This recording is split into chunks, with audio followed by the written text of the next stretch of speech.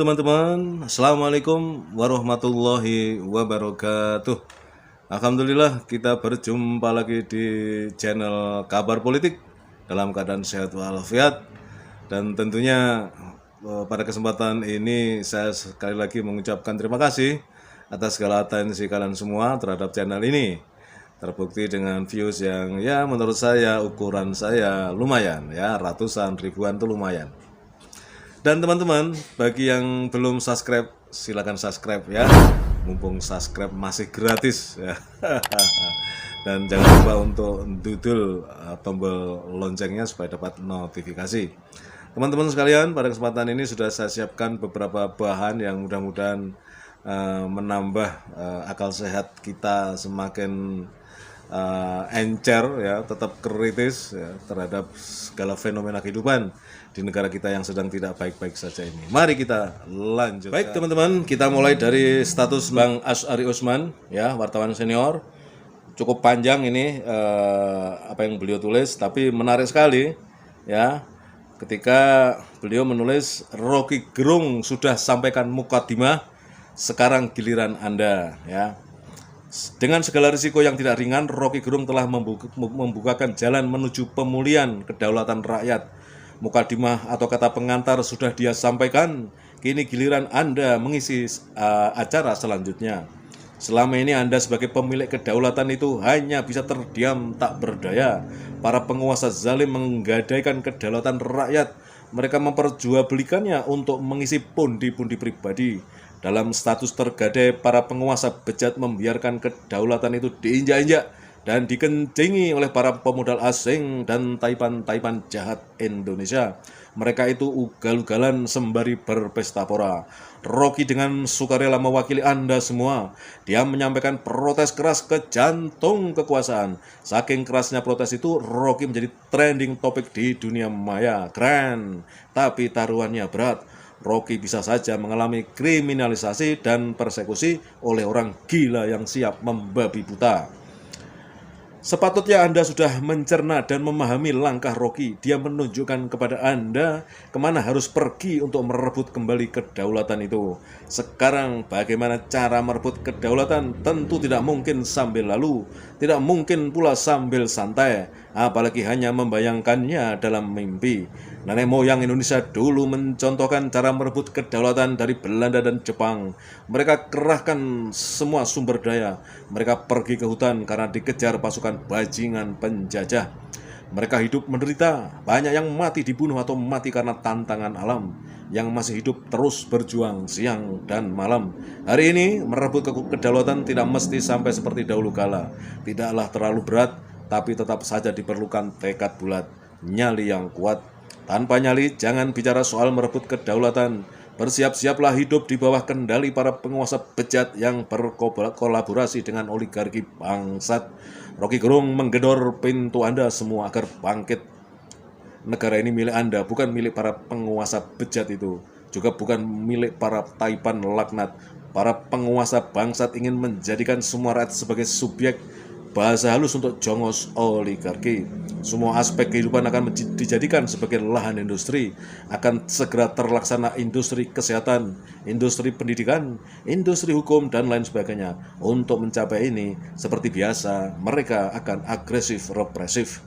Semua akan diindustrikan, dan semuanya ada dalam cengkraman oligarki taipan jahat. Mereka itu bersekongkol dengan para penguasa laknat. Tidak banyak waktu yang untuk berdebat, pilihannya hanya dua, bertindak cepat untuk selamat atau Anda terlambat kemudian disikat. 3 Agustus 2023, jurnalis senior Freedom News. Silakan cermati sendiri. Nova Lando, pantesan orang-orang PDIP doyan korupsi karena menurut Hasto ya, Sekjen PDIP, mengkritik Jokowi itulah puncak kerusakan akhlak. Artinya dalam kurung, ini ditulis oleh Nova Lando, kalau korupsi itu hal biasa. Teman-teman, tentunya ini masih berkaitan dengan apa yang sekarang terjadi pada Bang Rocky Gerung ya, yang sudah dipidanakan, dibawa ke ranah hukum, dan katanya dengan kecepatan kilat ini sekarang sudah mau dibawa ke pengadilan ya. Jadi cepat sekali ini penyidikannya ini ya untuk orang-orang yang berseberangan dengan pemerintah ya. Jadi menurut Novalando, pantesan orang-orang PDIP doyan korupsi karena korupsi itu tidak apa-apa ya. Yang menurut mereka apa-apa, bahkan disebut oleh Hasto sebagai puncak kerusakan akhlak ya, itu adalah mengkritik Jokowi. Banyak sekarang orang-orang PDIP yang memaki-maki Rocky Gerung, yang menyebut Rocky Gerung tidak punya akhlak. Ya, seperti itulah partai yang berkuasa. Berikutnya dari Pak Dionel ya. 10 tahun Indonesia dipimpin oleh orang yang gak jelas pendidikannya. Demikian dikatakan mantan komandan marinir. Tadi saya sempat lihat di status yang lain di Facebook ya, mantan dan Kormar, lupa saya namanya, Mayor Jenderal Marinir siapa itu ya, yang mengatakan, beliau mengatakan bahwa 10 tahun Indonesia dipimpin oleh orang yang gak jelas pendidikannya. Bahkan bukan saja nggak jelas pendidikannya, ijazahnya juga nggak jelas, asli atau palsu. Berikutnya dari Bang Radar Tribaskoro, ini statusnya agak panjang dikit ya, membuat status dengan judul Presiden dan Bajingan Tolol ya. Radar Tribaskoro, Bang Radar menulis presiden itu bukan siapa-siapa, bukan juga lambang negara. Presiden tidak rugi apa-apa disebut bajingan tolol. Tetapi kalau presiden salah ambil kebijakan, seluruh rakyat rugi. Ruginya bisa ratusan bahkan ribuan triliun. Kita sudah sepakat untuk menghapus feodalisme, artinya tidak ada sesuatu yang sakral melekat pada diri jabatan, pada diri maupun jabatan seseorang. Ya, jadi mari bertumbuh pada kebijakan. Kalau kebijakan Jokowi yang dikritik Rocky ternyata benar, silakan Anda maki Rocky Gerung sebagai si bajingan tolol. Berikutnya dari Lukman Adrian. Pak Lukman Adrian, ambisi mempertahankan legasi yang salah itu sama saja dengan bajingan. Mempercayakan Cina untuk mendesain dan menawarkan 34.000 hektar tanah IKN ke Cina itu tolol.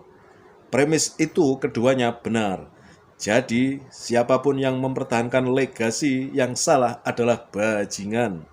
Dan siapapun yang menjual tanah air adalah tolol. Pak Lukman Adrian belum menulis, bajingan tolol itu dikendalikan sekelompok bajingan pinter dari negara lain. Ini cerdas teman-teman ya. Jadi si bajingan tolol lokal itu sebetulnya dikendalikan oleh para bajingan yang pintar-pintar dari luar. Nih Pak Lukman Adrian bagus membuat status ini ya. Ya, namanya boneka, jadi ya diremote dari luar. Yang meremote itu tentu lebih pintar. Mereka bajingan juga, karena memang niatnya kurang ajar terhadap negara kita. Jadi mereka bajingan yang pintar, mengendalikan bajingan tolol lokal. Oke teman-teman, sebagai pamungkas ini saya ambil dari statusnya Pak Wan Al Ibrahim, Stan Salara, soal LRT yang lagi marak juga ya, viral ya. Light Rail Transport ya, kereta api ringan yang cepat ya, yang apa namanya, kalau saya lihat itu relnya di atas, itu dibangun di atas. Dan sekarang yang lagi viral adalah ternyata ada satu seksi dari rel jalan itu, rel LRT ini yang ibaratnya bisa dibilang salah desain lah begitu ya, salah desain. Dan Pak Wan Al Ibrahim Stalansara mengatakan bikin LRT gak ada akses masuk mah bukan kesalahan, tapi kebodohan bin ketololan. Ya, jadi ini menanggapi Jokowi terkait LRT. Jokowi tanggapi soal LRT salah desain. Jangan suka-suka cari kesalahan orang, katanya. Kemudian netizen mengatakan, maaf Pak, itu bukan kesalahan, melainkan kebodohan.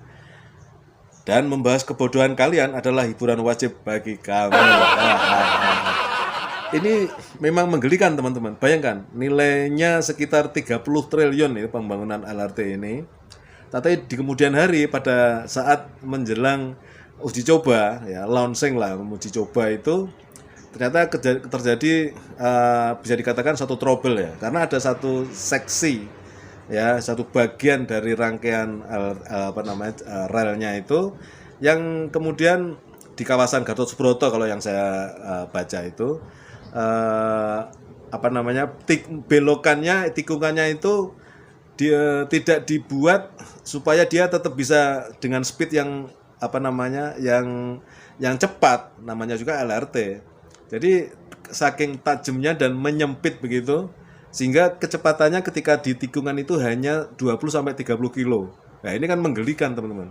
Mengapa sejak awal tidak dibikin desain yang sedemikian rupa sehingga untuk tikungan-tikungan nggak ada masalah, ya. Katanya untuk bagian tikungan itu harus lebih lebar, lebih luas supaya dia manuvernya itu dia leluasa. Tapi kalau dia sempit begitu, kalau kecepatan tinggi ya bisa nabrak atau bahkan keluar dari relnya itu karena dia di atas itu, jalurnya di atas jalan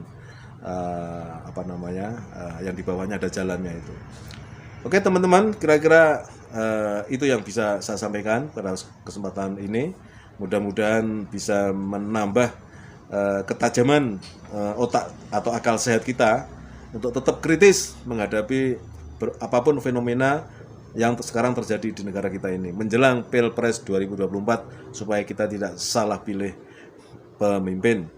Terima kasih. Jangan lupa bagi yang belum subscribe silakan subscribe, ya, dan jangan lupa tekan tombol loncengnya supaya kalian dapat notifikasi dari channel ini. Terima kasih. Assalamualaikum warahmatullahi wabarakatuh.